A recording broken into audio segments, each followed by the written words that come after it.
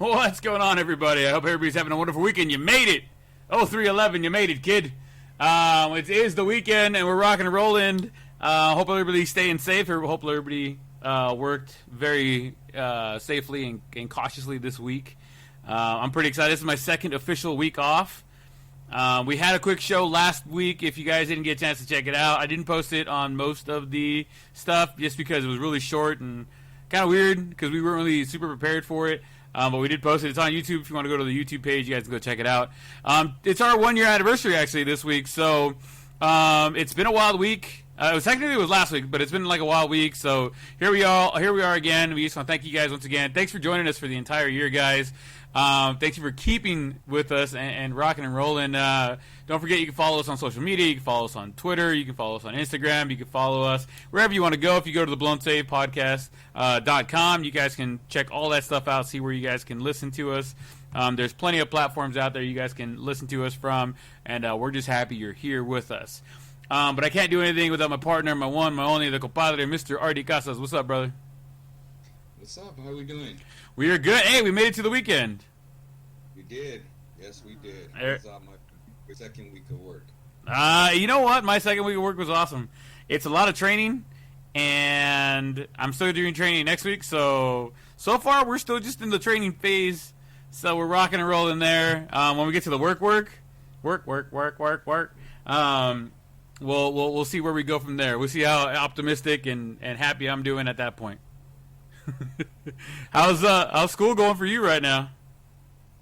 It's good, man. I really like my group this year. My beginners classes, they're really good kids.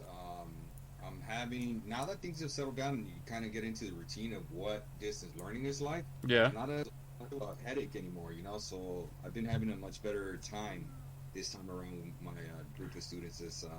They call them terms, right? Terms 3. I'm in terms 3 and 4, which gave me new students. Right. So these terms, yeah, man, I've been having a real good time with them. It's real good. Hey, bro, so both of our boys have started getting into baseball, huh? Oh, yeah, baby. I just got word. Actually, I got a call yesterday from one of the league people, and they're like, hey, do you want to be a manager? We saw that you said you wanted to help. And I'm like, whoa, no.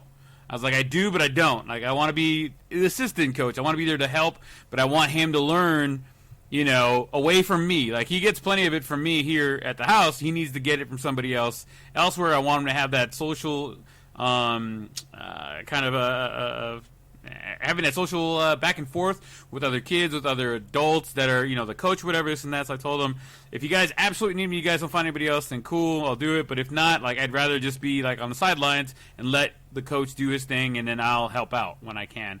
I know you just went out and finally blew the budget and got your boy ready to rock and roll, right? Yeah, man. So my boy's not gonna be the thumper yours is right now, which I'm, you know, I've talked to you on the side that I'm so jealous of. But I think it's cool, man, because, you know, they're gonna be growing up real close to each other. I love that your dude's not a little crybaby, because his cousins are little crybabies, and I really love that he's tough, and so I love that he hangs out with Leo, and I had a really good time with you guys this past weekend. And yeah, man, but we got Leo rocking and rolling. Leo's more of a wants to play with toys and ride the bike and stuff. He doesn't want to be playing baseball just yet. I'm barely having to try to convince him and stuff, you know. Yeah. We loaded him up with equipment, and he's gonna be one of those that's a little bit of a late bloomer when it comes to actually playing. He's really athletic, but he just doesn't want to play yet. I'm hoping the whole, like you said, the social interaction with other kids. I think as soon as he starts figuring out what competition is, he's my son, dude, and I could tell already that the second competition comes into play, Leo's very much like me. He's super competitive, but he just doesn't understand what it is yet. You know what I'm saying? And yeah. He figures out baseball, I honestly think that's where he's going to start taking off a little more. So right now, like I told you off air, I'm just trying to encourage him and get him just like going, you know, like, because it's gonna be tough before it gets easier with him. I was even telling my wife, you know, I'm just trying to get him excited about little things like a bat and cleats and stuff like that. Yeah. And you know, he's not like yours where it's just naturally coming to him. I'm gonna have to work at it a little bit more, but I think it's really cool, man. And I just got a word from the coach that, of course, you know, we like to be play for the best, so we're going to be the Dodgers. Well, in our league, there are 3 teams. I'm not sure what the name of the team is that we are on yet. They haven't told us yet. They were supposed to pick and let us know by the weekend. It is now the weekend, so kind of waiting to see what happens next. But hopefully it's the Angels, and we're rocking and rolling, and we get the thumper with the Halos. But who knows? We'll probably get like the Tigers or something. We'll see what's going on there. Big shout out to the Orange Crest baseball league. So let's just jump into it. I'm kind of on a short leash today because we have some things going on here at the pad tonight. So oh my God, I almost forgot I need a beer. Chingao, man. I almost slipped up. Hey, those of you guys at home, y'all better be keeping me honest on this one. I'm drinking some Jack with my Coke, and let me tell you, there's already Coke in here. So, we got some Doug Eggies. We picked up a nice little 24, and then we picked up some Jameson for the week, but let's jump into it, baby. Cheers. Let's fucking rock and roll. God, that tastes good. All right. First things up, PGA. I know this happened last week, but we didn't really get into it too much because we were a little sauced last weekend. PGA, the golf community came together last week to wear red on Sunday, and or others had like different ways of showing their support to Tiger Woods and during his recovery. It's good to see the golf community coming out there and coming together. I've been noticing more and more golf stuff just because we've been playing more. I don't know if that's happening to you as well. Like you start noticing a little more things that are going on in the golf community, things that people are saying, things that people are doing. I don't know. Maybe it's because we've been playing that I kind of like now, like I'll catch myself turning to the golf channel to see what's going on real quick before I go back to ESPN or MLB. What about you? No, but I follow stuff on Instagram a lot. That really I don't get to watch much TV unless it's pre-recorded stuff. You know what I'm saying? I gotcha. But I did see that, and I thought it was really cool. When do you ever really see golf kind of coming together for something like that? It's the first time I've really seen something like that. I don't ever recall a situation where they were like, oh, look at golf. They all came together to do something. I thought it was so cool. And it's Tiger's signature to wear red on Sundays, man. So I thought that was so cool, dude. I thought it kind of sucked that the main dude didn't do it, but I kind of was reading the subtitles where I came across it. I was watching that one live or something, but he said like his shirt got lost or something. No, he said he didn't take a red shirt with him, and unfortunately, what happens is that guy is like head to toe sponsored. So he can't just go to like Walmart and pick up a red polo shirt and wear it. Like it had to be like his sponsored people's. It could have been a red shirt from them, but he just didn't have one. So. Sunday night or what happened? How's his sponsor not getting one? Hey, where's Amazon when we need them? Right? I mean, hey, I don't know what to tell you, man, but that's the story, and that's what they're sticking to on that one. The guy said straight up, he's like, I wanted to, like, I would have, but I can't just, like you said, I can't just go to Walmart, I can't go to Target, grab a red polo shirt and throw it on. Like, it's against my contract with my sponsors. I'm not lying. Yeah. But I did see that he stuck a red shirt on like his dog or something like that as a compromise. Yeah, and there were a couple golfers out there that were putting they had the golf balls that had Tiger on them. You see that? Yeah, that was cool. I saw that one golfer. I don't know who it was, but had like his hat on backwards for Tiger too. Yeah, that was pretty cool too. Yeah, it's pretty awesome. Like you said, it's great to see the golf community coming together to actually like do something like this. It never really happened. Like you never see the entire golf community coming together for something good like this on the mainstream media. Because if they have, it's kind of been in the background. There's always like football or baseball or something else going on. It just so happens, unfortunately and thankfully, I mean, Tiger's okay. In the grand scheme of things, he's okay. He may not play the way he did, or he may never play again, but he's alive and he's there for his kids. Yeah, you want to hear something cool? I'm pretty sure they'd be like for your birthday to go play golf because the wifey let me go play this Sunday for Eric, one of my childhood friends too. Oh snap!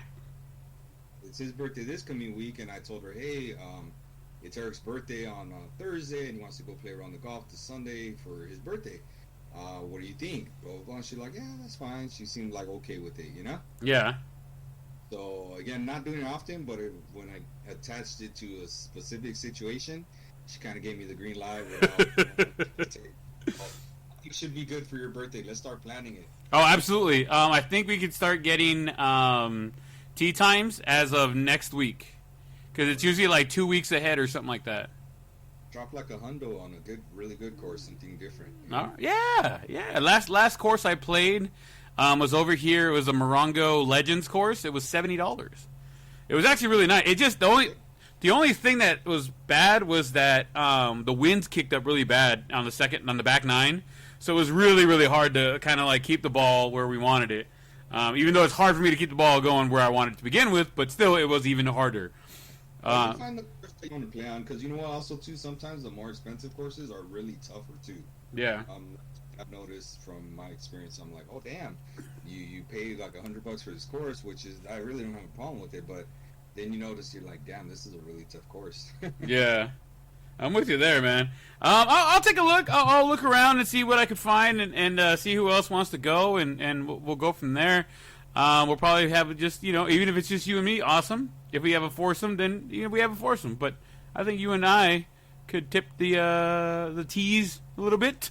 So let's rock and roll. Oh, speaking of which, last week we were over at your house, and we watched the boxing match, or what was called a boxing match. Canelo put on a little clinic. So bad that Mr. Avi Yildirim said no more after the third round, and he refused to come out of his corner. Do you think he just kind of like punked out, said, fuck it, I got my money, I'm out? Kind of. It felt like a sparring session. You know what I'm saying? Like, dude, they already had a highlight tape set up for, like, his next match and stuff like that. Yeah. Doesn't that strike you as odd, like having a highlight tape, like, for setting up his next match?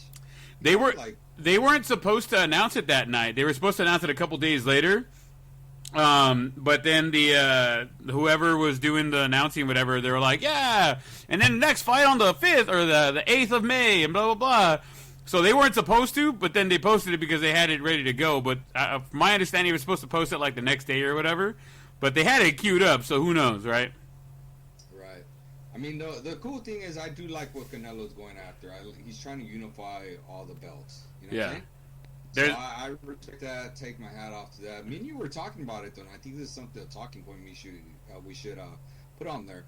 Is they were talking about him being like among the greatest or the greatest Mexican fighters ever. He's in the conversation for the greatest Mexican fighter. Got a chair, right? We like, as I like to say, yeah. Saying, right? I think he's got a chair at the table for sure. And we're talking about like who's the greatest, like who's really the dude that is the greatest Mexican fighter to you. And then so I'll give you one, then you can give me one. We can maybe go back and forth type of thing.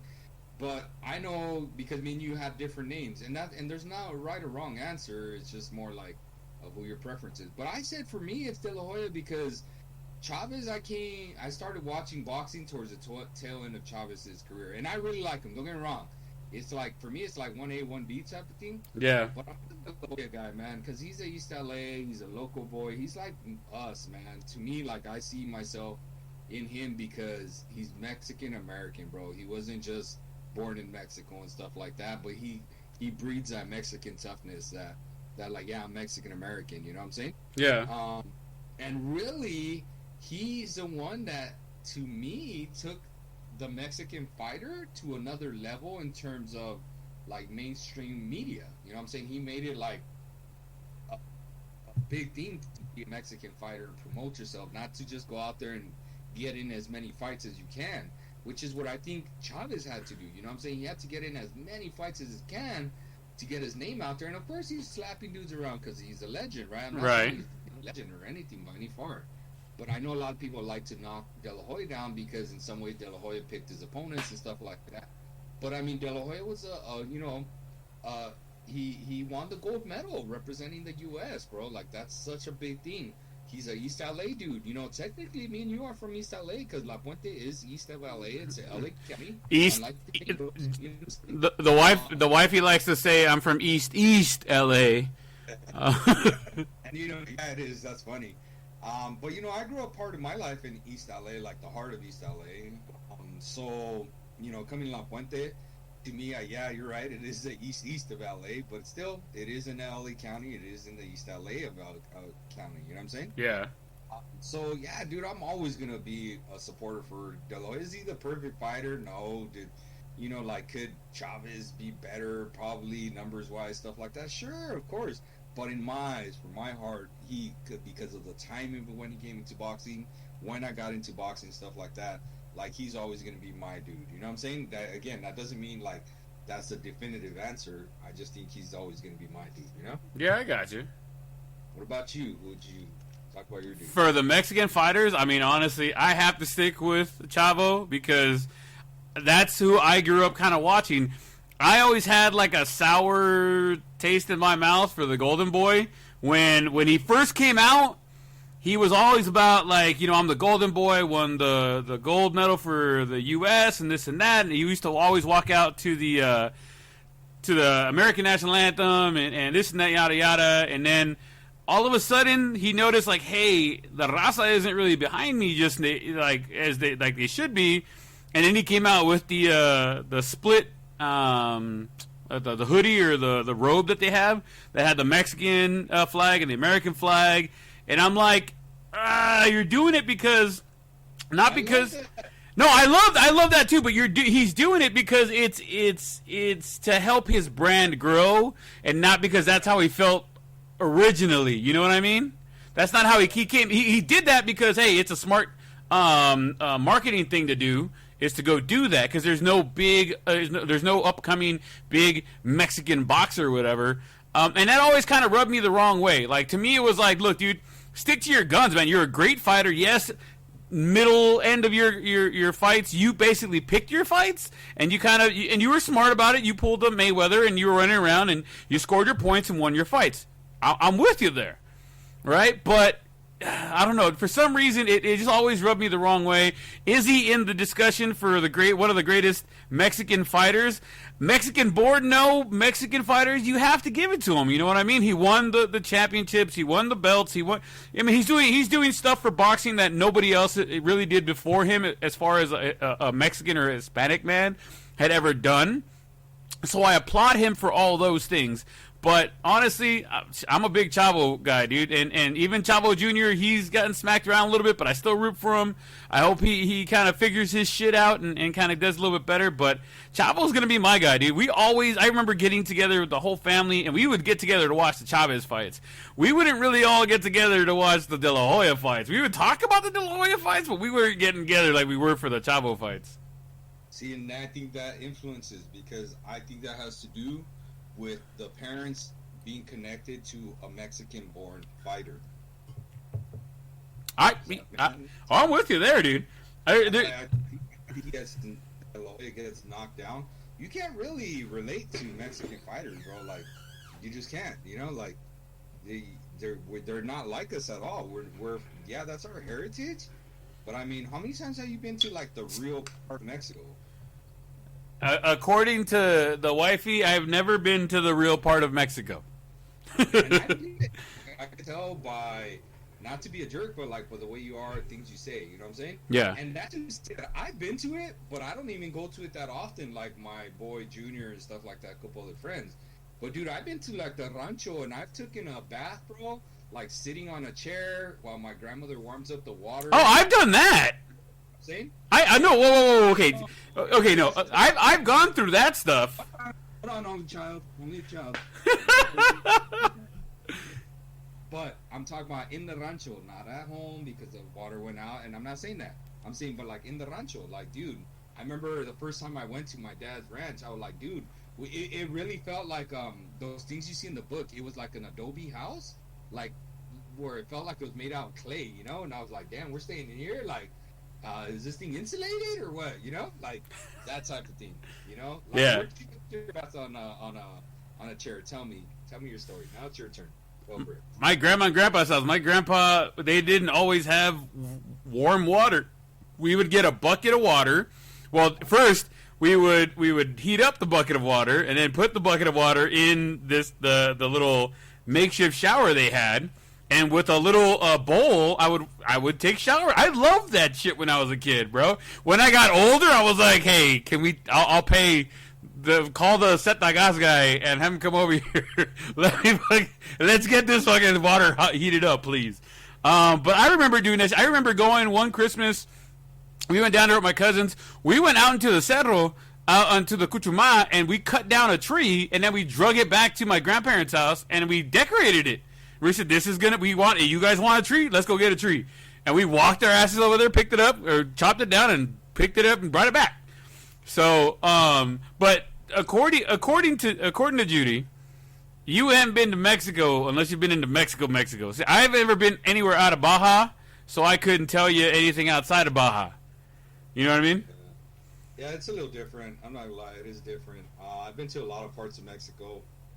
My dad's is definitely like Mexico. You know, he's from Jerez, Zacatecas, and in particular, they're from a little small town called San Juan, right next to Jerez.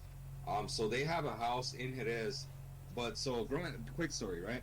So growing up, the people, and it's a story that my grandmother used to say, they used to see people that lived in Jerez, in the main city, as like being rich or people that had money or that had made it in life, right? So that was always one of her goals, was to have a house in Jerez, right? So they didn't actually buy a house in Jerez until I think when I was in college, but they always lived in San Juan, which is just in the outskirts of Jerez. It's like, I don't know, it's like 15 minutes away from the main city, Jerez. So, and they had a nice little property there too in San Juan. Like, that thing was big, that little property. Yeah. But when the very first time I ever went, it was like adobe kind of houses, bro. Like, I was like, whoa, what is this? These things really still exist, you know, type of thing. What am I getting in? What I come to, right? And I was just with my grandparents, not even with my parents or anything, right? The first time I went. And they made me take my sister, so my sister was all nervous, and, you know, big brother trying to hold her and hug her and be like, it's okay, it'll be better. Because we got there in the middle of the night, so it was, like, particularly scary for us, you know? Right. And, of course, the daylight comes out, and you're like, okay, look, that's not so bad, you know? Blah, blah, blah, you got used to it. Then the next time I went, they had already renovated the house, like, where they lived, right, in the town San Juan. So, like, oh, damn, this is different, right? So then the next time I went is when they bought a house in Jerez, in the main city. So, like, oh, damn, this is really different, right? Done made it. Yeah, exactly. Honestly, like, I could see what she meant by, like, oh, damn, like, this is where the people with money come live, like, type of thing. A lot of people would look at us like, oh, damn, you have a house in Jerez? And I started to understand the culture of that, you know? So I had gone to where my mom was from, too. She was from Juarez. And that's a border town, you know? Like, yeah. thing. So that's different, bro. Even though I've been to it, like, many a times, I agree. Like, until you've been to, like, the heart of, like, Mexico, it's really, really different. So, anyways, the main thing is I think it's harder for us to relate to that, and we're influenced by our parents and grandparents in terms of, like, oh, cheer for Chavez because he's a homegrown dude. He's from Mexico, you know? Yeah. As opposed to me, I saw it, and I said, but I'm not like Chavez, you know, like, I'm not from Mexico. I speak English, and De La Hoya speaks English just like me, and he speaks Spanish better than me, but he speaks Spanish just like me as well, too. He's from, like, the same town, a couple miles, like, not even a ton of miles, just, like, literally a couple, when I say 2 miles from where I grew up, part of my life, the first 5 years of my life, or 4 years, and where my grandmother still lives, you know, like, I met that dude's, you know, corner man. Like, we would have dinner and stuff like that, because through an ex-girlfriend, it was my ex-girlfriend's best friend's grandpa. Like, it was his cut man. His name was Joe Chavez, right? Yeah. So Joe was there, dude. I never got to meet De La Hoya, but De La Hoya came in to, like, parties for Joe Chavez real quick. Hey, Joe, blah, blah, blah. Took a couple pictures, stuff like that. And then was out, bro. Like, he was in and out, but still he would show up every single time, and I got to see him, like, oh shit, that's pretty cool, you know? Again, I was already in college by then and stuff like that. But that's a dude, I would never say he was like an idol or anything, but I felt like I could relate to him. I'll put you there. I can see that, bro. But don't get me wrong, there's no way you could knock down Chavez for me, because that was the first dude I really started watching. The first fight I ever could remember, it's not Mike Tyson, bro, it's Chavez. Like, the first fight I remember, like, sitting down watching, that's another dude, you know? Yeah. Another guy I really like up there, So my top five would be, again, just because of dudes I've seen. It doesn't necessarily mean the records, because I'm seeing some of these dudes online, and I've never seen these dudes. They're before our time. Yeah. Juan Manuel Marquez. That dude was a warrior, bro. Oh, absolutely. He's the one that planked Manny Pacquiao, which is what most people are gonna remember for. You know, like he just straight put Pacquiao like out cold, bro. Do you remember that fight by any chance? I was at your house, I believe. No, because I know where I was at. I was in like West LA or something like that. I was with my cousin, and I was like, "Oh my God, did that dude just plank?" You know, I'm trying to think of where I was then. At that point, I do remember the fight. I remember watching it, going, "No way, he just went night night." Do you remember the meme everywhere was like everybody planking all over the world, like just places, you know, and taking photos, stuff like that? That was hilarious. Some other dudes that I seen fight that are up there for me are Marco Antonio Barrera, Eric Morales. Those are two other Mexican fighters that I really saw, and of course Canelo. You know, so for me, it would probably be again 1A, 1B, Chavez and De La Hoya, followed by probably Canelo's at that 3 spot for me in my eyes now. Probably Marquez is next, and then probably Morales and Barrera, and that round out my top 5, 6. I think I would go Chavo, I would go Marquez, then I would go Canelo, then De La Hoya. You're such a hater. And then Barrera after that. You're such a hater. Hey, you gave your 5, I give my 5. It is what it is. Wow. You're just a hater. It's alright. Well, spoken from an Angels fan's perspective. Oh, God! We're not even talking about baseball. We're not even talking about baseball. You're going to bring him in here. We'll get to baseball here in a bit, dude, but Jesus Christ, leave him alone for right now. All right, dipping into some NFL. I didn't get a chance to really dip into the NBA too much. There's so much to talk about the NBA. The All-Star game's coming up. I thought that was really interesting. You know what? I did look into what you were asking. They do a draft. So basically, what they do is they select the team, Brent, like meaning like the East and West representatives, right? Uh-huh. And from there, they say, okay, then they get all the guys and they give a list of names. All right, these are the dudes you could choose from. Then they literally pick guys like back in the yard. Yeah, exactly. So this year, and this is only tidbit I'll add to you, right? So this year was Team LeBron versus Team KD, and KD's not playing, but he's still like the captain of that team, right? So I like Team LeBron's squad, right? I just think they're gonna dominate the starters, right? Like, man, they even Giannis was like, that's a wrap, bro. So it's Giannis, LeBron, Luka, and dude, I don't even know. Oh, it's Steph Curry, Giannis, Luka, LeBron, Curry, and I don't even remember who the 5th dude was, but I was like, oh my God, that's already a killer team, dude. Versus the East, and I was just, not the East, but KD's team, and I was just like, wow, that's. I was not impressed with the team that KD picked, but whatever. And here's the only interesting tidbit that I could tell you from that whole draft. Okay, the last 2 players selected were both Utah players, both Utah representatives. It was Rudy Gobert and Donovan Mitchell, right? They were literally the last 2 players taken. And LeBron had a funny quote. He said, bro, don't take it personal. He's like, nobody used to pick the Utah Jazz, even when they had Karl Malone and John Stockton. He's like, everybody would take every other team except for them. He's also, just look at it that way. That's kind of the way this world played out. So I thought that was hilarious, dude, that just the way it worked out, that 2 Utah Jazz players were I like Donovan Mitchell. Rudy, like, I get it, why he was chosen very last or whatever, but Donovan Mitchell's a baller, bro. He's a baller. So that was only interesting NBA tidbit that I'll give you. Right on. There you go, guys. I know you guys want some NBA, and there it is. Artie's got you on that one. I didn't get a chance to jump on the NBA stuff this week, so I apologize to all my NBA fans. But let's jump into some NFL, baby. Let's hit some hard knocks over here, right? They announced that in May they're gonna release the actual schedule. They already released who the opponents are, but they haven't released the schedule or how, when, and all the times and all that stuff, which is gonna be dope. The NFL owners are also considering allowing reviews on roughing the passer penalties this coming up year, or this coming up season. We'll see how that goes. I mean, they had, was it the pass interference reviews on the penalties a couple years ago, and they got rid of it right away. Do you think roughing the passer penalties is going to be a good thing, or the review, I should say, of those penalties is going to be a good thing or a bad thing, Artie? I don't know, man. I've told you, I think it's just getting stupid. It's getting to be to the point where they're going to put flags on the quarterbacks. They might not put flags on everybody else, but they're going to put flags on the quarterbacks, dude. Or like flags and two-hand touch type of thing. You know what I'm saying? Yeah. Let me ask you a question. Go ahead. And I'm not joking, bro. I'm being like serious about it. Like it's going to be either or. It's going to be like two-hand touch on the quarterback or flag. Pull their flag.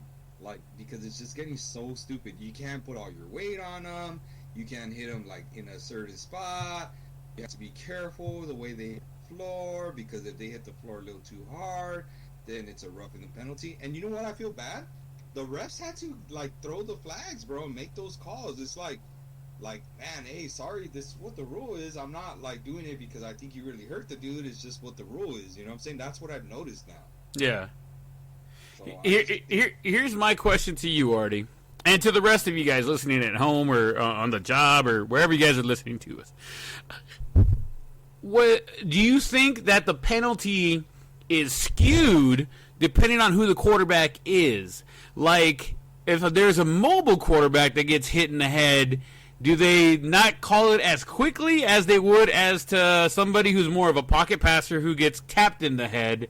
Because I've seen this call, I've seen the roughing the passer call get thrown out there when they like jump up to swat the ball and they accidentally like tap them on the head when they're like a pocket passer, and all of a sudden, 15 yards, let's go, first down.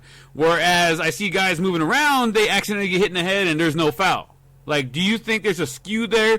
Do they need to kind of unify that? Like, hey, getting hit in the head as a quarterback is getting hit in the head. Doesn't matter if you're scrambling, you're moving. If you're outside the pocket is one thing, but if you're still inside the pocket, should that be, doesn't matter who it is, if they can move around or not. What do you think, Artie? I do think you're right. I hadn't really thought about it like that, but you made some great points there, compadre. I'm impressed. Hey. Yeah, I think it is skewed. I think that mobile quarterbacks don't get the beneficiary. I particularly think that as soon as they cross the line of scrimmage, they become like, oh, fair game. You know what I'm saying? Yeah. Like, I really think that, I think you're right. Dudes that sit in the pocket and just get even touched a little bit are like, throw a flag. You know, unless you ask that dude to sit down when you're about to tackle him, you're going to throw a flag. So I do think you're right. But again, I haven't really paid attention to see how it is outside the pocket, behind the line of scrimmage. But I know as soon as they cross the line of scrimmage, all that changes. You know what I'm saying? Yeah. So I would agree with you. Yeah, it's a really good analysis on your part. I have good moments. Okay. I think if you're gonna do that, I mean, if you're gonna allow the reviews or whatever, you need to be prepared to be able to make it unilateral. Like I said, whether they're pocket passers or they are people that can move around, like Russell Wilson, Dak Prescott. Well, we'll see how Dak Prescott moves around, right? But quarterbacks like that can move around, whereas you got people like Brady, or do you have I don't know, Drew Brees really didn't really move around too much toward the later years. He did when he had to, but for the most part, like you know what I'm saying? Like, you have to be able to draw that line and go, look, if he gets hit in the head, doesn't matter where he's at, he's got to get that's got to get called. You can't just be like, oh, well, he was moving. Like, you can't. It has to be unilateral. There's got to be a line in the sand if you're going to go that way. I think doing the reviews on the roughing the passer is going to help define that line.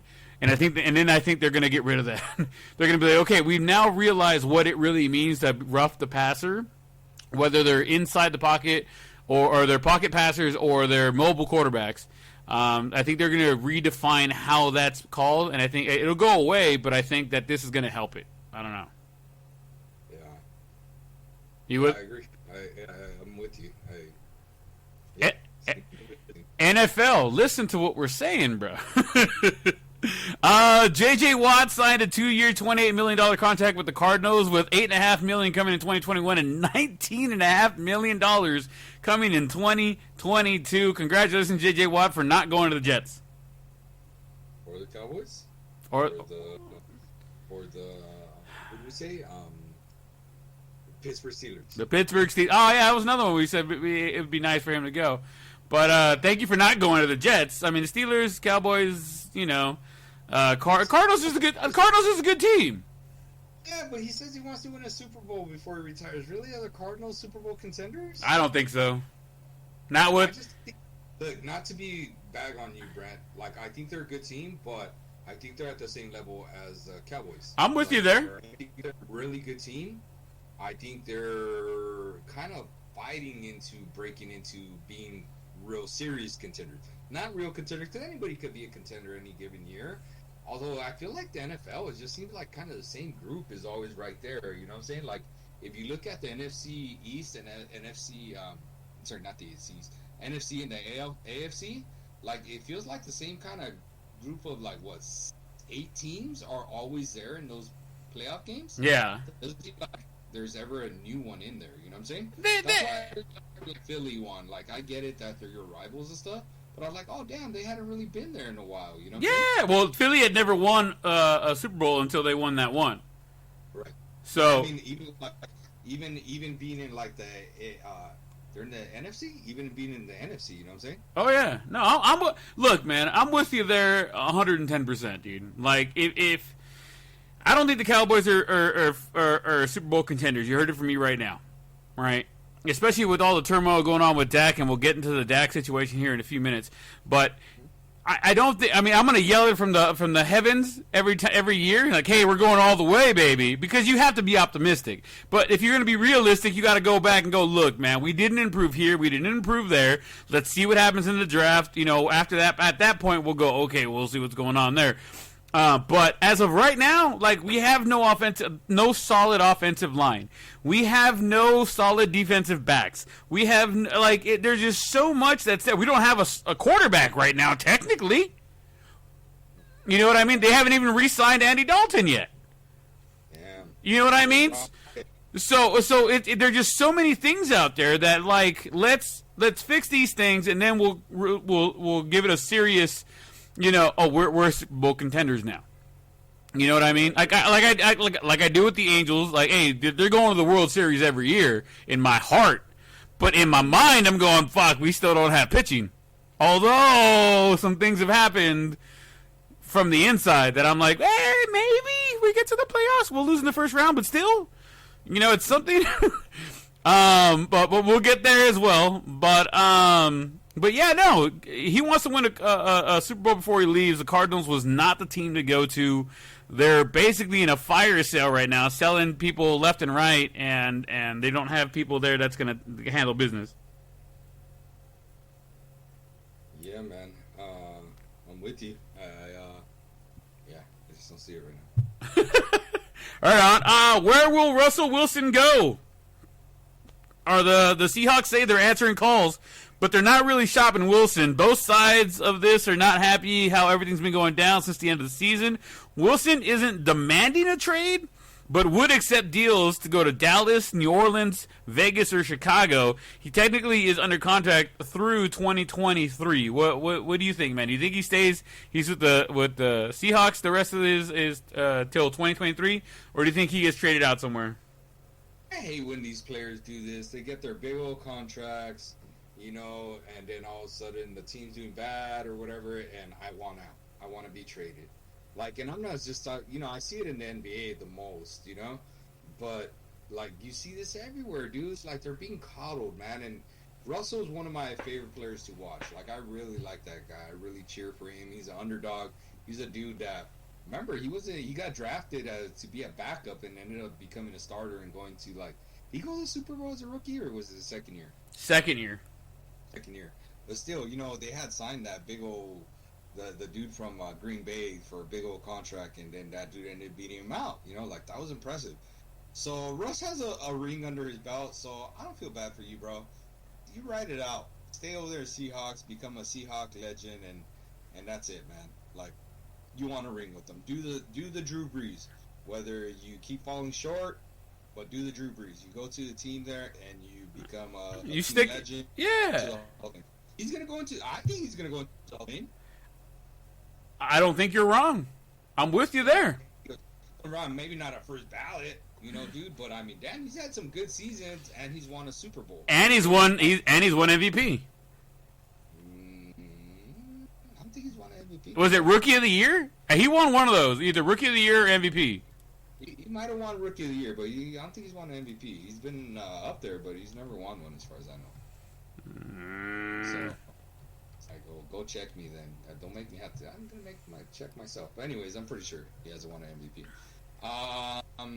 Yeah, man. So I don't think it goes anywhere, and I think eventually people will start talking about his legacy and be like, dude, you're a Seahawk, bro. You want to be a legend? Stay with the Seahawks, because I think he starts to diminish or tarnish his legacy if he ends up switching teams, because he is switching the teams, wanting to switch the teams. You know how like Drew Brees went from the Chargers to New Orleans? Well, that wasn't like his choice. It was like, well, we got Phillip Rivers, and we don't think you're better than Phillip Rivers because he's younger and blah, blah, blah. So we're going to let you go. He's all right, cool. I'm going to go to New Orleans. I'm going to win an MVP. I'm going to win a Super Bowl, and you guys are still never going to win a Super Bowl. You know what I'm saying? Yeah. So Russell Wilson finished third in the Rookie of the Year. And then he's been in the conversation for MVP, but he's never actually gotten a vote for MVP. So, damn, that's another one. I didn't know that one. I could have sworn he was in the mix at least for MVP, but apparently the people were talking about it, but nobody was voting for him. So, damn. We don't like you that much. Like, you're cool, but no. Yeah, man. So I think he ends up staying there. His contract's big. I mean, unless he's not going to go Dallas. Let's be honest, Brand. He's not going to go Dallas. Dak I doubt it. I doubt he's going to Dallas. And we're about to get out with Dallas. But I think Dak is there, dude. Like, I think Dak's the guy. I just don't know how it's going to happen. I'm very curious to see how it unfolds. You know what I'm saying? Right. But I think Dak is the guy there. So I don't think he goes to Dallas. I don't know, man. If he goes to Chicago, he's going to be running for his life the same way he is with Seattle. So why go there? Because you're, again, going to tarnish your legacy. I mean, I guess New Orleans, I could see him being a good fit there. Maybe even Vegas, Raiders. But I just don't think he's going to Dallas, and I don't see it being a good fit in Chicago. Yeah, I don't think he's going anywhere. I think that he's going to end up staying right there. They're going to figure something out, and he's going to ride out the rest of his contract, at least the rest of his contract with the Seattle Seahawks. And then after that, they're probably going to release him, and he's going to try and get picked up somewhere else. Somebody's going to pick him up somewhere. Whether or not he does well there is going to be there, but he's got a bunch of Seahawk records, and I would, finish off your career there. That's where you made your money. That's where you made your name, and I think that's where you need to stay. So. Speaking of people staying where they need to stay, Steelers have re-signed Big Ben, who was willing to reduce his pay from $19 million to $14 million for the 2021 season, and they also spread the payment through 2022 to lower the cap impact on the team. And in a statement saying Ben said, "It is my greatest honor to be a Pittsburgh Steeler and give my all for this organization. I am grateful to be at this stage of my career and more than happy to adjust my contract in ways that best helps the team to address other players who are so vital to our success. I love this game and I love to compete. And I believe in this team and my ability to deliver when called upon. It all starts with great preparation, and I am ready to go." Do you think the signing of Big Ben and moving his money around was great? And him taking a pay cut knowing that, hey, last season didn't do too well. They went awesome. They were like 10 to 12 and 0, and then all of a sudden it just fell apart at the end. Do you think Big Ben is good for another couple years, or do you think, hey, man, like it might be time to say goodbye? You can get, man. He's pretty solid. It's not his fault, that they did that bad. It's not all. It can't all fall on him. It's not a singular team. It's not a singular game. It's a team game. The team lost it from there. I don't know, man. I really like him. Another dude that I think is a legend in his within his organization and is a Hall of Famer. And yeah, I think he's gonna be a first ballot Hall of Famer, and I think he's the dude that understands he doesn't want to tarnish his legacy. Remember, he's also a dude that got charged or accused of rape or something like that. Yeah, and, it was a domestic dispute or something. Yeah, and then he happened to get hit with like a car while riding his motorcycle, which kind of felt like instant karma type of thing, you know? Yeah. So I was like, oh man, what were the chances? Like, hey, but let me give you this, okay? Let me compare this dude, because it hit me as soon as you were talking about him, and I really think they're similar players, and I think they're both Hall of Famers. So player A and player B, buddy. Right? Right. Okay, so games played and games started. One has started 233. I'm sorry, played 233 and started 231. Another one has played 236 and started 234. So very similar, right? Right. Completion percentage, one is at 64.6, 64.4. The other one's at 60.3. Yardage, one is at 60,000, basically even. Another one's at 57,000. Another one is total touchdowns is 396. The other one is 366. Interceptions, one is at 201. The other one's at 244. What are the other big numbers? Those are probably it. Those big numbers. But here's the other one. They both have. I could be wrong here. Yeah, let me double check. Yes, they're both two-time Super Bowl champions. Oh shit. One is a 6-time Pro Bowler. The other one is a 7-time Pro Bowler. No, Damn. it's a 4-time Pro Bowler. One is Rookie of the Year. The other one is not, and that's it. That's all. There's not a lot of accolades in there. So, which one, player A or player B, is Ben Roethlisberger?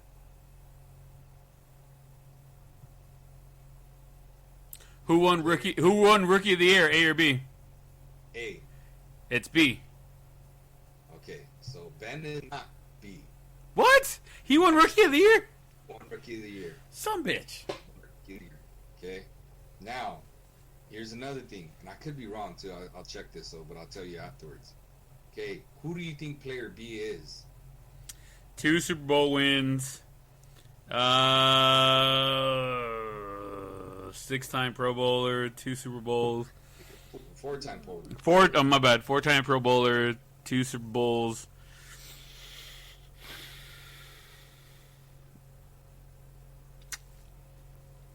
So you said 4-time Pro Bowler. I was gonna say Steve Young. Be a bad guess.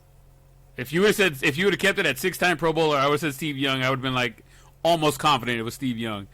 One of these Hall of Fame makes you feel better. He's not in the Hall of Fame, or he is? Neither one. Neither. Well, Ben's not there yet. He will, hopefully. Not in the Hall of Fame. 2-time Super Bowl champion.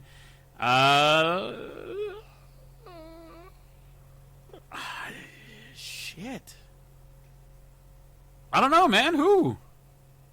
Eli Manning. Shut the front door. No way. Yeah. God. So their numbers are very similar. That is very similar. I think a lot of people always question whether Eli Manning is a a Hall of Famer, while Big Ben is kind of like, yeah, he's pretty much a Hall of Famer. You know what I'm saying? Yeah. And I think a lot of people hate on Eli Manning. Like, I know he's not my favorite dude and stuff like that. He's not my favorite Manning, but still, he has the accolades to be in the Hall of Fame. Look at how similar he is to Big Ben, dude. You know what I'm saying? And I was right. I double-checked while you were kind of thinking. Big Ben is the only rookie quarterback to ever win the Super Bowl. Yeah? Yeah, only. And I was pretty sure about that, but I didn't know for sure. But, yeah, he's the only rookie quarterback to ever win. So, yeah, man, pay the man. Pay the man. Stick with him. That dude, too, he has won 2 Super Well, Bowls. I mean, He took a pay cut even. He was like, nah, bro. Let's get the right guys here. I'm going to take off $5 million. We're going to spread this extra money over. Like, let's get the guys ready to rock and roll. Yeah, I agree. That's I like that. That to me, that is a team fucking player right there. Yeah. And we're about to get into somebody who I feel is not being a team fucking player. I'm sorry. He's my guy. He's my guy. He's my guy. But I'm telling you right now, he's not a team player, and he's not being like it right now. He's not acting like a fucking leader right now. Now, to say that, I also have to say this. Jerry, Stephen Jones, figure this fucking shit out before the 13th or whatever it is that you have to fucking drop a fucking the franchise tag on him, because if you do, we're up shit's creek without a paddle at this point. But Dak came out and said he's asking for money that should be just behind Patrick Mahomes. And I said, you know what? Let me look and see what's going on here. Let me look at the numbers since 2017. Now, Dak's been in the league a year longer than Pat. So I took out that 2016 season that he was in there. So we're going from 2017 to this last season, even though Dak only played 3 games. And you should have done player A, player B. Well, I'm sorry, bro. You said you hadn't looked at it. Nobody knows what I'm talking about right now. Yeah. Oh, okay. Yes. Nobody knows at home who's who, right? Now here we go. Now, player A has started 46 games. Player B has started 69 games. Player A has won 38 games and only lost 8. Player B has won 42 games and lost 27. Now, their completions. Player A had 1,114. Player B had 1,514. The pass attempts were 1,687 on A and 2,293 on B. Their completion percentage, however, was exactly the same at 66%. Player A has 14,152 passing yards so far in that span. Player B has 17,634. Player A has 114 touchdowns. Player B has 106 touchdown passes. Player A has only thrown 24 interceptions. Player B has thrown 40 interceptions. Player A has 7 game-winning drives. That means coming back in the fourth quarter to win the game at the last second. Player B has 15 game-winning drives. Okay? Their pass per attempts are pretty close. Player A is at 8.4. Player B is at 7.7. The yards per game on average, player A is 307, player B is 355. Rushing attempts, they each have they're each mobile quarterbacks. 172 for player A, 259 for player B. Now the rushing yards, obviously it's going to be a little skewed because player B has a little more, but A has 808, B has 1314. Rushing touchdowns, player A only has 6 while player B has 24. And their overall QB rating through 2017 to this last year, player A is 108.7 and player B is 97.3. Now, Artie, you tell me. Those numbers are quite similar and skewed at the same time. Yeah, so the big thing is we're talking about a difference of 23 games, bro. That's a full season. Yeah. And player A has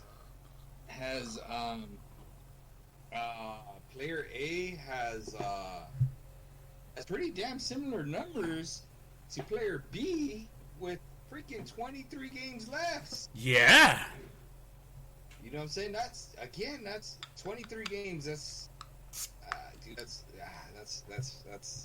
a big number. That's a big number. That's more than a full season. Again, yeah. A full season. I don't even want to call it like. Is that a season and a half? Yeah. No. Yeah, it is because 18. Well, yeah, season and a half. Yeah, season and a half, right? Season and a third. We'll call it season and a third. Well, I think it'd be closer to season and a half than a season and a third, but yeah, because I mean it's 7, right? 7 out of 16. That's basically 14. Yeah, right. 14 to 16. Yeah, season and a half sounds about right, bro. Season and a half, and you're barely winning on some of these categories. Right. the game-winning drives isn't impressive because that just means your team's not very good. I mean, you're coming from behind every time. You're averaging less, 50 yards less. I mean, we're here for the guys, for everybody at home. Player A is Patrick Mahomes. Player B is Dak Prescott. So you can see. I mean, Prescott's got some pretty impressive numbers. Let's not get it wrong, but Patrick Mahomes, for playing a season and a half less of games, has almost the exact same numbers. If not, some are actually a little bit better, like the interceptions thrown, and the QB rating. I was looking more at the things where it's like a percentages. You know what I'm saying? Like, or per game. Yeah. To me, those are really where the comps are at, because you can't really comp the total numbers. You know what I'm saying? Well, yards per game, 307 for Patrick Mahomes. Yeah, so that's kind of a big one. Yards per game. The percentage is another big one for me. You can't look at the damn wins and losses too. Jeez Louise. Yeah. That's another big one. But I mean, is it really the quarterback? You know, Well, once again, so it wins and losses is one of those things where the quarterback can take you there, but it's the team that's either going to win or lose. Yeah. Right. So it's there because you kind of have to look at it because he's the leader of the team. You know what I mean? But at the same time, you kind of also have to be like, yo, the whole team has to play to win.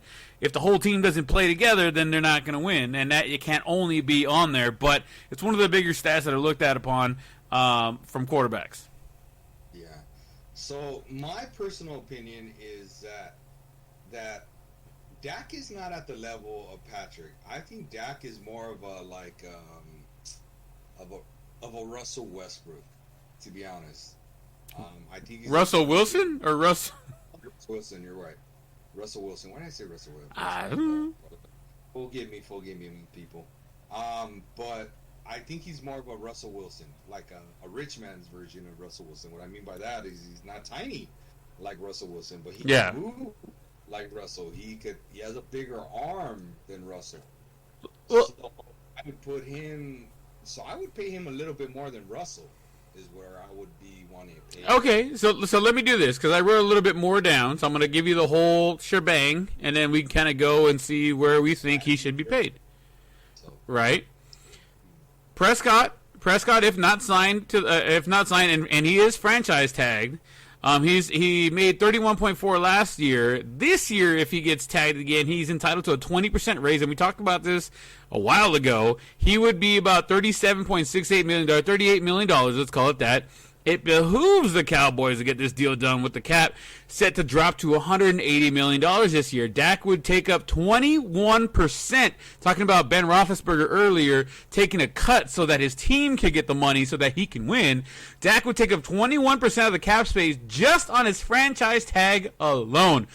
If they do not get this done, he could see a bump of up to 44% on his next franchise tag, which would be the last year, which would be next year. Knowing this, will the Cowboys get the deals done? Mahomes' contract averages around $39.8 million over the tenure of his contract.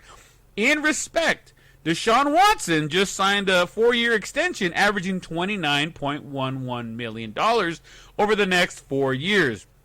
What do you think the number will be for Prescott? Seeing his numbers compared to Mahomes, what do you think he's going to be at? How long do you think he's going to have the contract for? Do you think he signs it, or do you think he goes the way of Kirk Cousins and lets the franchise tag ride along? But if doing that, you then kill the opportunity to be able to sign more people and give them money to help your team succeed. What do you think, Artie? So, didn't you send me a text or something like that said, what's that dude's name? You just said it right now, too. Deshaun Watson? No. The other quarterback from that just rode the wave of the franchise tag. Jesus, Kirk Cousins. Kirk Cousins. Didn't you send me a text earlier this week that said, hey, dude, just ride the wave? That Kirk Cousins told him to, kind of ride the wave. Right? So, I'm going to be very curious to see, man, because I honestly think this is going to affect whether you guys become contenders or stay where you're at. I don't want to say you're mediocre, But I mean, you're just never gonna move up unless someone is willing to sacrifice somewhere. You know what I'm saying? Yeah. And I think it's got to be Dak, right? I think it's got to be Dak. And I think you're right. I think the over/under is going to be like 34. Does that dude want to be over or under 34? Does he want to make 35 mil a year? Are they going to pay him 35 mil a year? Or are they going to be under 35 a year? So, like, I think a team friendly, yet someone makes a lot of money deal is around 32, 33 at the most. You know what I'm saying? If they want to become contenders. Right? Yeah, yeah. If not, like you're saying, dude, at 37 he takes up 20%. At 37 mil he takes up 21%. So at 35 he's going to take up, I'm just taking an educated guess here, 17%? It'd be a very good educated guess. 17%. Fuck, you still want to send 17%? Here's the thing. I think he should get right around $35 million annually, with a caveat, and I didn't get to write it down. I didn't write it down. He should get most of the contract, of the total amount of contract. He should get it as a bonus because the bonus doesn't go against the cap. Okay. So I think annually he should be about $32 million, but get a fatty bonus and guaranteed money. Okay, I'll take that because then that helps him. Because then, again, I'm just taking educated guesses here based on that 20%. I didn't know that about the 20%. I love. Oh, I went deep with this one. I went balls deep on this one, baby. So 20 at 37, 32 would put him at 12%. Yeah. 12%. So let's just say that 12% you could work with, bro. Oh, absolutely. You're getting paid, and you're not hitting the cap as much. You're getting money up front. You're getting your guaranteed money all the way through. You're gonna get your money. Like, calm down. But So let's maneuver it so that we don't get screwed over. Yeah, so my opinion, that soft spot or that sweet spot has got to be 32 mil, bro. I know you're saying 35, but I think 32 with maybe like the bonus heavy up front. And then they could move into being contenders. You know what I'm saying? You know what? I would be okay. $30 million a year, right? He's not going to do it. But I would say $30 million a year, fat upfront bonus, and let's just say 80% guaranteed. Yeah, I'll tell you what. I'll lose a lot of respect for this dude if he doubles up on franchise tag and just go for the money the next 2 years. You mean triples up? Because he's already about to double up. No, yeah, but I'm saying like doubles up like another year because you're at 20% you said, and then 44% next year, and you make all the money, right? But then you're gonna go to a team that is starving for a quarterback. They're gonna pay you, and honestly, I'd be rooting against them in a heartbeat. You know what I'm saying? Yeah. Like now, Cousins is different though, dude. See, he's not quite like he wasn't being offered like a good damn contract the way Dak has been offered a solid contract. Yeah. Dak wants to be where Mahomes is at. I'm sure if Kirk Cousins was offered a decent damn contract, he would have took it. You know what I'm saying? Yeah. But he wasn't. So he's like, you know what? You guys aren't even being fair with what you're offering me. So I'm just gonna take the free agent tag because it pays me, and then when it's done, then I'm gone. Now he's not a what's the word I'm looking for? Like a Super Bowl kind of contending quarterback. You know what I'm saying? Like, I've never thought he's been capable of that. I think Dak is. You know what I'm saying? So that's a pretty big factor for me. Yeah. So, I don't know, man. I would definitely root against Dak if that dude doesn't sign this year or next year. I mean, I'm still fine. Honestly, I'd be fine. If I were him, I'd still probably do the franchise thing this year. I get it. Like that, it would help them, but I'd probably still do the franchise thing this year. But if he does it next year, where it's at 44%, it still goes up, and that dude's just getting greedy and not signing a contract.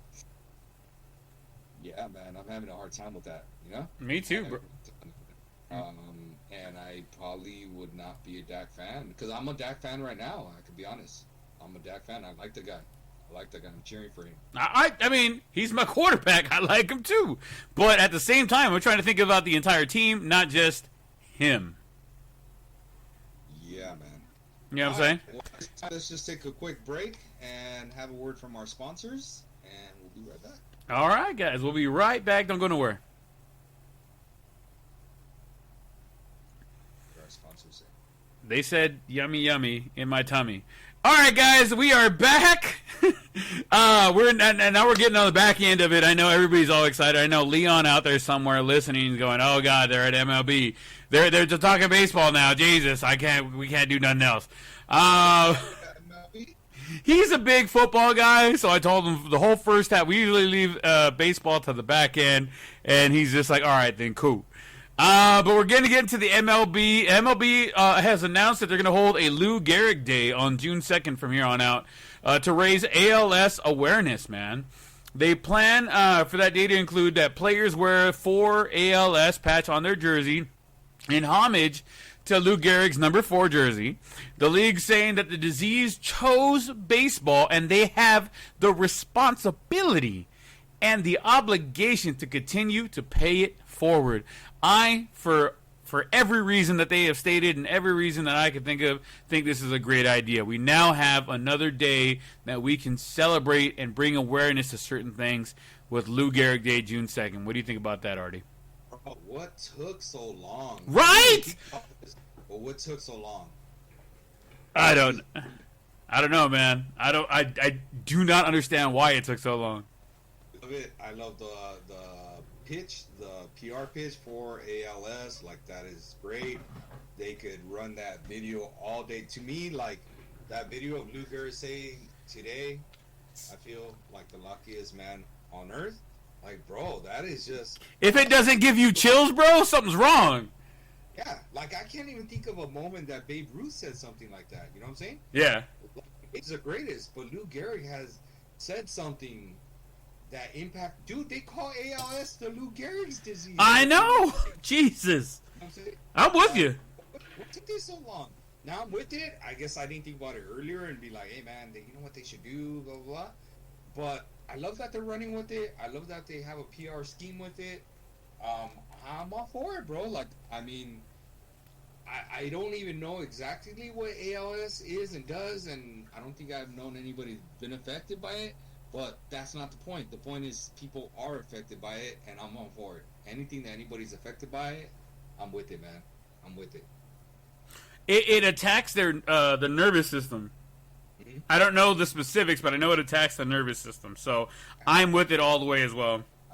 I love it, dude. I love it. I would get a patch and put it on like my dog. And you know, everybody hates the Yankees and stuff like that, you know, but you can't hate on this, dude. You can't. No, absolutely not. And you know what?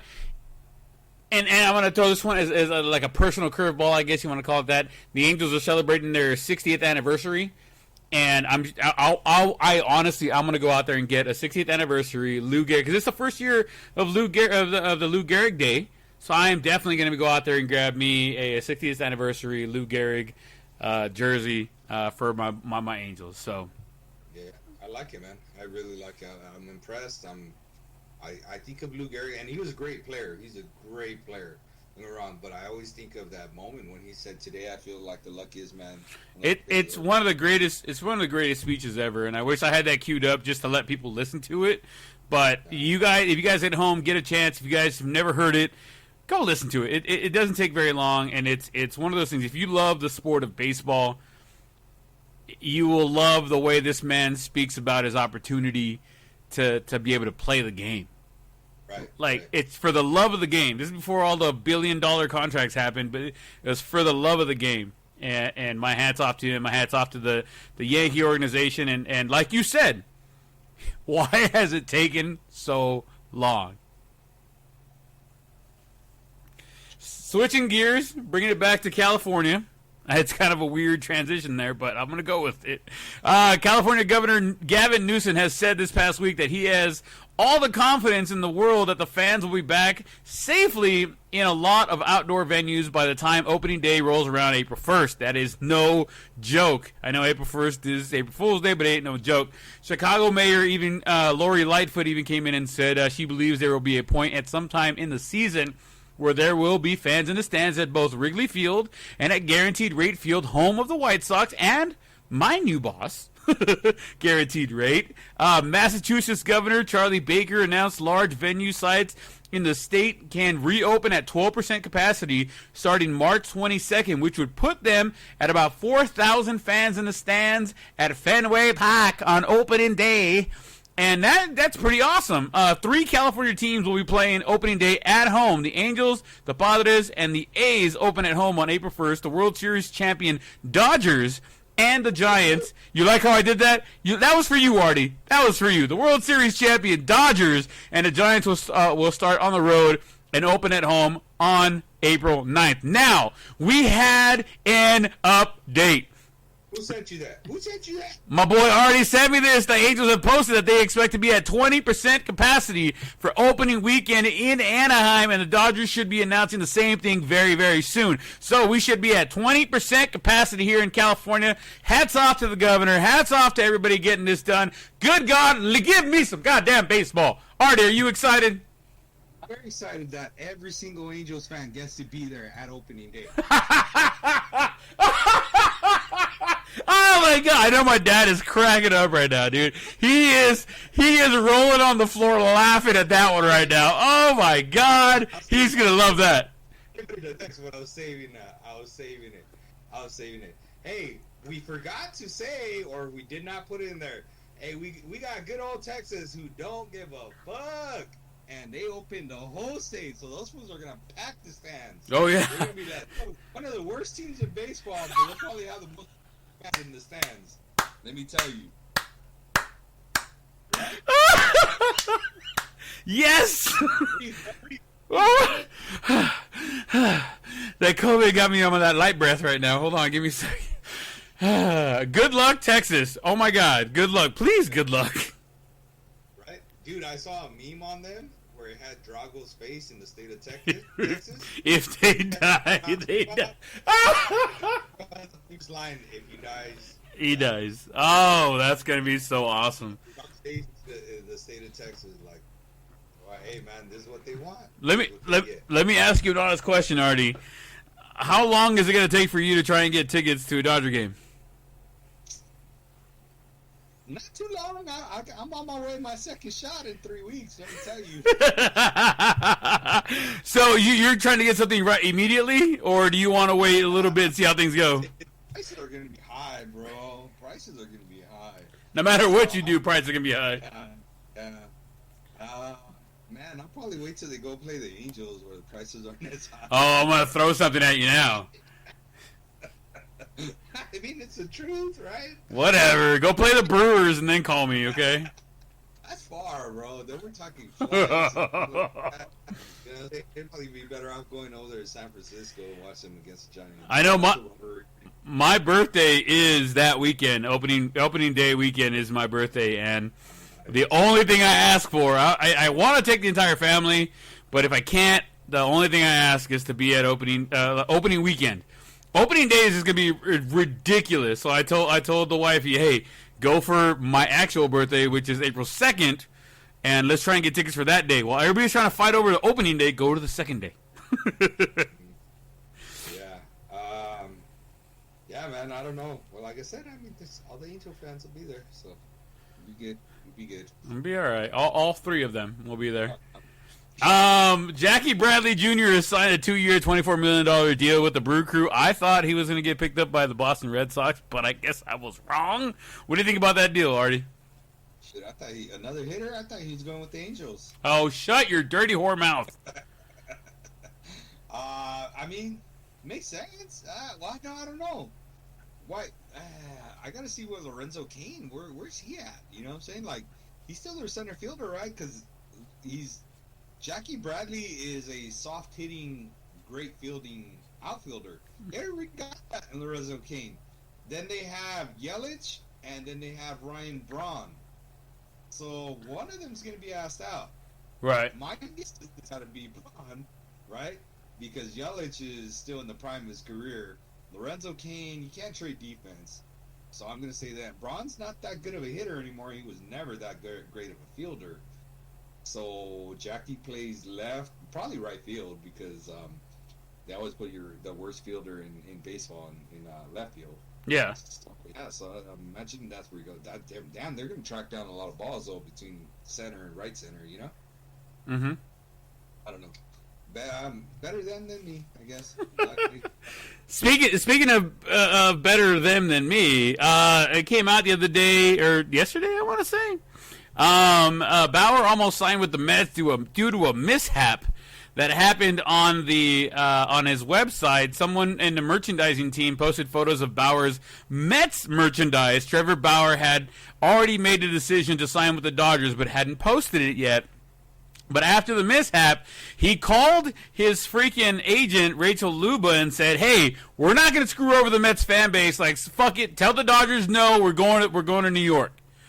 And Luba told him, "No, calm down. Take a breath. We'll figure this out. Go take a walk. I'll call you back in 10 minutes. Don't say anything." 10 minutes later, Luba called back and said, "Hey, so what's the deal? What do you feel like doing? What's going on?" He's like, "No, you know what? You're right. We already promised the Dodgers. This is where we're going. This is what we're going to do. I'll apologize later, and it is what it is." Wish you would have signed with the Mets. I'm not a big Bauer fan. Maybe that dude said, he's been pretty damn quiet since he signed with the Dodgers, though. Have you noticed that? He's posted a lot of YouTube stuff, dude. If you're not signed on to the Bauer Outage YouTube page, he's posted a bunch of stuff. Actually, he's eaten not stuff that's like bringing down the house or everybody's focusing on it, but he's still posting stuff. That's what I'm saying. I wish he was an angel. I'll tell you that. I wish he was gone to your team because that way he wouldn't affect us. Go to a team that's really not going to make a difference. Like, sorry, Brent. But it's the truth. You know what I'm saying? Like, I really wish he would have gone, made your team at least give you a shot at being a contender and stuff like that. Like, I just didn't want him going to the NL team, or to a powerhouse American League team. Yeah. Well, speaking of my Angels. All right, I got a few things I wanted to talk about. Pujols. Get off your chest. Pujols is leaving the door open for a return to St. Louis before he retires, saying he feels mentally that he can still get out there every day. But who knows? Will Pujols sign a one-day contract and retire as a Cardinal? God, yes, please. Yes, his time with the Angels was just a joke, bro. It was. Angels. Oh, absolutely. He's going into the Hall of Fame with the Cardinals hat on. For sure. He did nothing with the Angels. Make one All-Star team, right? What are we talking about? Yeah. He's going back to St. Louis, sign a one-day contract. He's going to go ahead and retire as a Cardinal and call it a damn day. End of story. Goodbye, Pujols. Thank you for what you said you were going to do and the little memories that we did have that were good. I appreciate the ones that are bad. Fuck. You know what I mean? Right. Yeah. Moving. I did see one thing. Hold on. I want to hold on. Pujols. I did see one thing that was totally cool about Pujols. I couldn't figure out how to send it to you because it was through like another friend's text and stuff like that or Instagram post. But he had this one thing where he was defending Yadier Molina, right? And he was saying, like, I've been talking to Yadier and I've been telling him, like, let's retire together. So I'm kind of touching on this one-day contract thing of the Cardinals, right?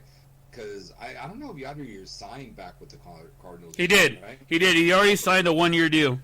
Okay, so then touching on the one-day contract, maybe Albert goes back to the Cardinals for one day, right? And so does Yadier, and they retire together. Because on that contract it says, man, hey, we need to retire together, blah, blah, blah, blah. And he's talking Yadier up. He's like, Yadier is easily one of the greatest catchers of all time. He's probably the greatest defensive catcher of all time, if not for sure of this generation. And I'm with him, dude. Like Yadier had said a quote, right? Like he talked about how he didn't get a Gold Glove for some reason. I forgot. They didn't give him a Gold Glove. He's like, you know why they're not giving me the Gold Glove this year is because they want to keep me down so that I don't reach the all-time mark of Johnny Bench because that's like their god at catcher. And I'm with him, dude. Like, I really do. Like, it's kind of that good old boys club type of thing where they're protecting some of their players. But I personally think Yadier is the best defensive catcher of all time. You know what I'm saying? If he's not at the top, he's in the mix. Yeah, easily.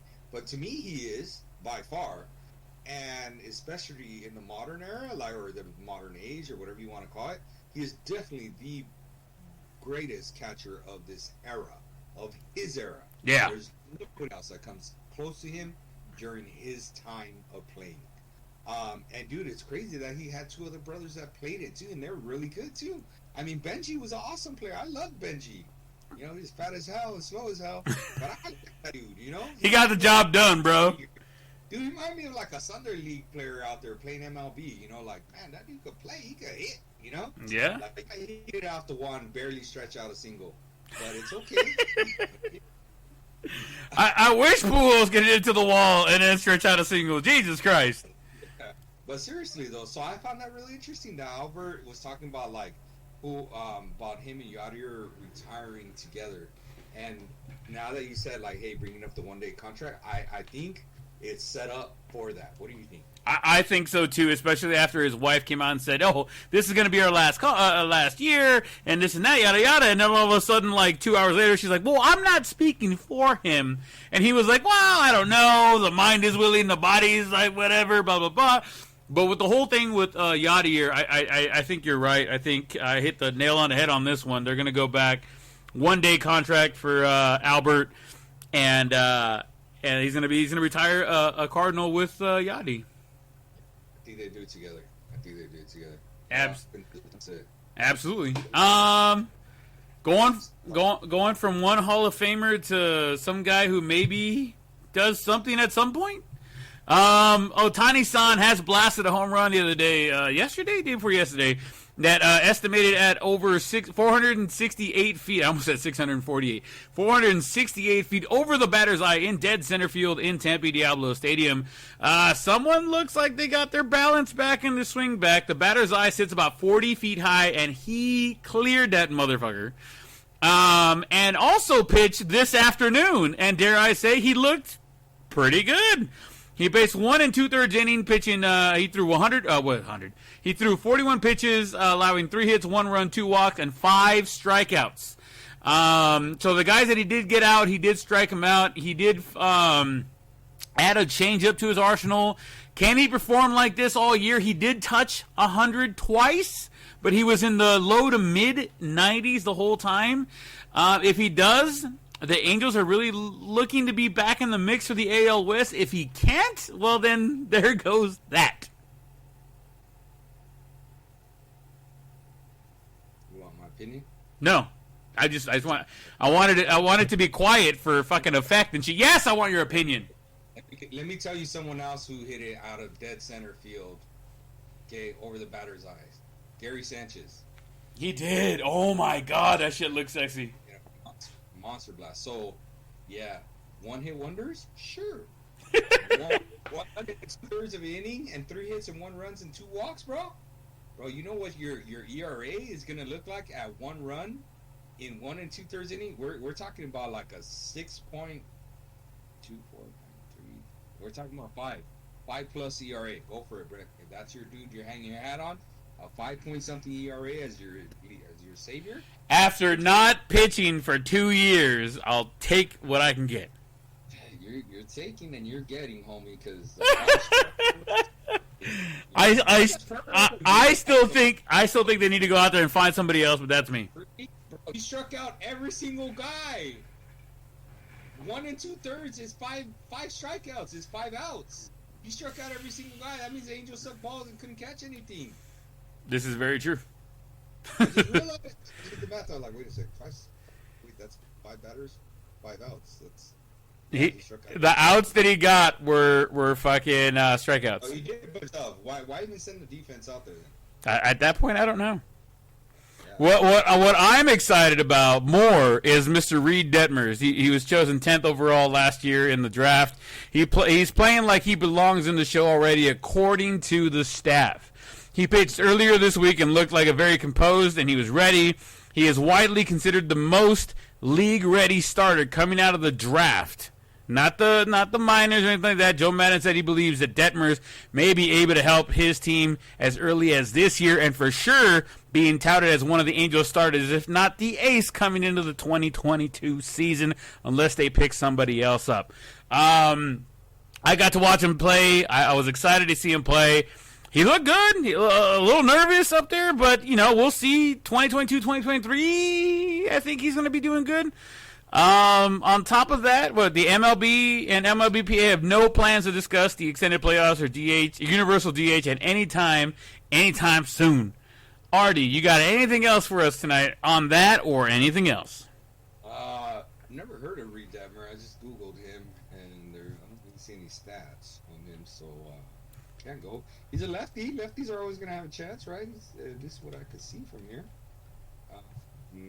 Plays like belongs. I mean, I've never heard a catcher coach talk bad about their own player and saying that dude does not belong here. He didn't get to play in the minors last year because there were no minor leagues. So his first taste of the bigs was the other day, and he pitched 1 inning, and he didn't do too bad, bro. I'd rather buy the young than buy the broken, which is Ohtani's son, right? That's why I said we also got Rodriguez coming back up. He looked healthy finally. Who? Mary, I don't know who that is, to be honest. Give me that name. Rodriguez? He's the top prospect in the Angels. That's not impressive. Angels minor league system is not impressive. Yeah, he's the top one. He's the top one. Okay, he hurt his back a couple years ago. He's finally looking like a decent guy. Rodriguez, Angels. Oh, he's a pitcher. Okay. No, that's what I was talking about. We're talking pitchers. Daniel Rodriguez. Okay. Right. Oh, he's right-handed. Okay. Yeah. I'll take the lefty. All day. I'll take Detmers all day long. Twice on Sunday. I like that we talked about like getting into each one of our teams for the thing. The thing that stood out to me with the Dodgers that I really like or found interesting was God, I forgot his name right now. But the dude for the Dodgers, Davidson, is it Matt Davidson? The dude, he was with the White Sox and he made a couple appearances as like a position player that pitched, and he's coming with the Dodgers as a third baseman and part of like I'm assuming the relief corps.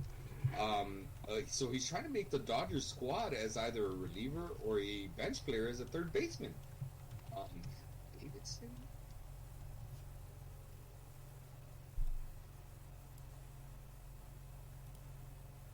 But what's cool is, it is Matt Davidson. He's trying to add pitching to his bag. So I really think, I think that's a really interesting thing. When do dudes try to make the team as either or? You know what I'm saying? Yeah. You come in as like, okay, I'm going in as an outfielder, as a pitcher. Like Ohtani-san was drafted or picked up, or not drafted, but he was picked up.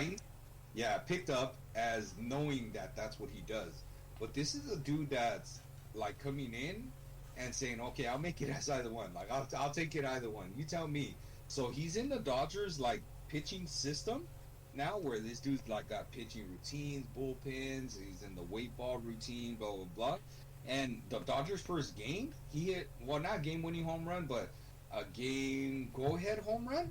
That ended up being the difference in the game. So like, dude, he's always had the potential. But get this. I always, and you know me, I root for the local boys. He is a Yucaipa High School graduate. Nice. So I'm going to cheer for the dude. I mean, he's an hour-ish away from us, right? Yeah. But is that still San Bernardino Valley, San Bernardino County? Probably, right? Yeah, it's San Bernardino. It's not Riverside. Right, yeah. So, yeah, man, I'm going to cheer for him. So that's a really interesting story. I was telling my dad the other day. You know he touches 92 miles per hour? Who? Davidson, bro. Shut up. Yeah, man. So, so that's my interesting tidbit. Other than that, everything else is business as usual with the Dodgers. So, yeah, man. Hey, we might have to get together for the last game of the spring training, which is the Dodgers Angels, man. We have to get one of the, because there's usually 3 games. We have to get together for one of them. I agree. I like it. All right, big dog. Let's get on out of here. We'll be back next week, guys. Artie, let's hear what you got to say goodbye. All right. Make sure we're being safe out there, mi gente. You know, wear your mask, take your shots, do whatever you got to do. It's your choice, personal choice. I decided to take the shot. I know Brent. When I told him I took the shot, he told me right away, "Oh, I'm taking mine too." Instead of saying, "Hey, compa, how you doing?" My arm was hurting for a couple days. I took the Pfizer shot. I did not know that the damn Johnson & Johnson one had been approved. And the funny thing is, my district offered me that one afterwards. And after reading about it, I'm like, damn it, I wish I would have held out for that one. But hey, do what you want. But if you want to get back to being comfortable or feeling secure, that's why I decided to do it. So yeah, I took my first shot on Wednesday, and I'm scheduled to take the next one right around the wife's birthday on March 25th. Outstanding. Right? So, good luck to you, compa, with your shot. Hope all goes well, because as we talked, we heard that people that have had COVID kind of have a different reaction to people that haven't had it. And I didn't have any big side effects or bad other than soreness on the arm. So good luck to you, my friend. Thank you, compa. Thank you. And everybody, don't forget, it's been a year that you guys have been listening to us, so we do appreciate everybody who's stuck around. I'm thinking about doing something a little special, getting a little extra, maybe key code for MLB 21, the show, and giving it away on one of our live shows. So make sure you guys keep out listening out for that. But don't forget to follow us on all the social medias. Guys, I love you guys. We love you guys. Thank you guys for all the support. Let's get another year going here, and then like Artie is always saying, let's stay safe, let's stay clean, let's fucking rock and roll so we can hang out some more. And Artie, I'll see you on the golf course, compa. Go Tigers! Go Angels, baby!